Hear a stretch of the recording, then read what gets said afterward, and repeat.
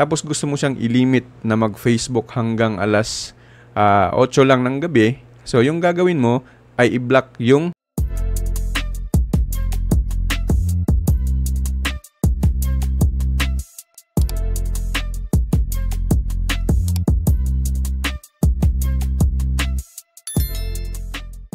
mga kaibigan, magandang araw po sa ating lahat. Kumusta po yung lahat mga kaibigan? Sa araw na ito ay gusto ko lamang pong i-shoutout ang lahat po ng ating mga kaibigan na nagpa-member po sa ating pa-shoutout mga kaibigan. Diretso na po tayo para wala ng intro-intro mga kaibigan, no? Okay, so gusto ko lamang pong i-shoutout ang kaibigan natin na si Sir Jel Suelo, ang kaibigan natin na si Domingo Medjo Jr.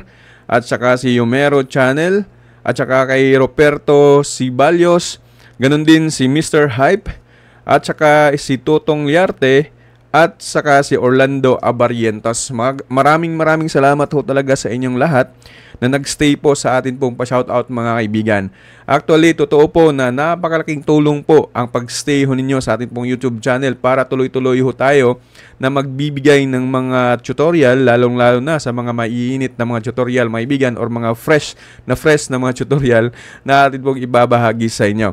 Sa araw lang naman na ito ay simple lang naman yung aking mong ibabahagi sa inyo. Tungkol lang naman po sa pag-block ng isang site, specific site, kung gusto nyo pong i-block sa pamamagitan ho ng paggamit po natin ng atin pong mga Microtech.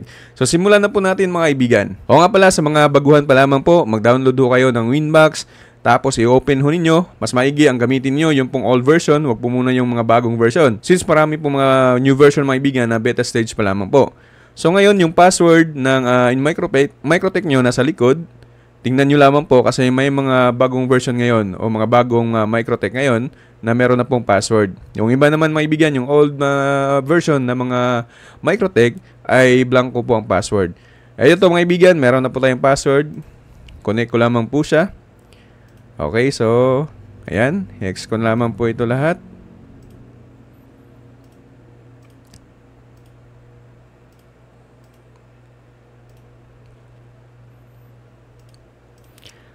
So ganito lang naman po mga kaibigan, halimbawa po ay i-block ho natin ang Facebook. For example, may anak ka na gumagamit ng cellphone sa loob ng bahay, tapos gusto mo siyang ilimit na mag-Facebook hanggang alas 8 lang ng gabi. So yung gagawin mo ay i-block yung site ng Facebook at nang sa ganun ay hindi na siya makakapasok mga kaibigan. Or kung ano man, kung saan man natin gamitin, bakit natin i-block yung site po ng isang Facebook, no?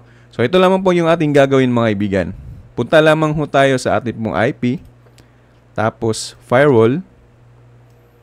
Okay? So dito mga kaibigan sa address list, ayan, click lamang po ang plus. Tapos dyan sa name, lagay lang natin is Facebook. Ayan, dito naman sa addresses niya mga kaibigan, lagay natin yung address ng Facebook. Okay, so yung Facebook is ito lang siya. Okay, ayan. Yung Facebook mga kaibigan. Tapos click apply. Tapos okay lamang po natin. Ayan. So punta tayo sa Facebook natin mga kaibigan. Pakita ko lamang po sa inyo. Yung Facebook natin. Ayan. So click ko lamang po kung ma-open ba natin. So nakita nyo po na open pa. So balik tayo sa atin pong Microtech. Punta tayo dito sa filter rules, no? Tapos click plus. Tapos dito po sa general mga kaibigan is forward. Then dito sa advanced. Dito po sa SRC. Dito pa sa DST address list. Dito mga kaibigan is lagay natin yung Facebook. Tapos dito sa action mga kaibigan, click natin yung drop mga kaibigan. Tapos click apply. Then okay lamang po. So dito mga kaibigan sa baba, ayan. Okay, na-drop natin yung Facebook. So, makita nyo po is 0 po dyan. No? Wala pa pong activities na nangyayari po dyan.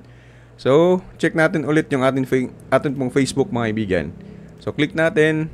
So, makita ho ninyo, hindi na ho natin mapapasok pa yung YouTube na site.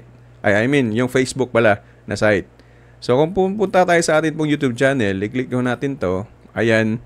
Meron pa pong signal or meron pa pong mapapasok po natin yung YouTube. Kasi mga kaibigan, yung atin pong na-block po dyan is yun lamang pong site ng Facebook. Ayan, nakita nyo po, ayan o, meron na po siyang mga activity na makikita natin dyan. Ayan. So, nakita nyo naman po mga kaibigan.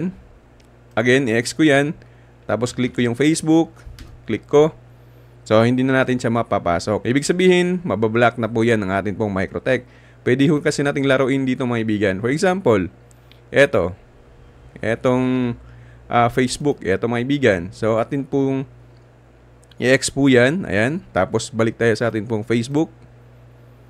Ayan, nakita nyo, napasok naman po natin ang Facebook mga kaibigan. So, ganun lamang po mga kaibigan kasimple, yun pong ating tutorial na ibibigay sa araw na ito.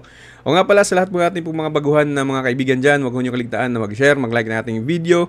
Importante sa lahat ay i-click ho ninyo ang ating pong notification bell at nang sa ganun ay magiging aware ho kayo sa lahat po ng ating pong mga video tutorial na i-upload.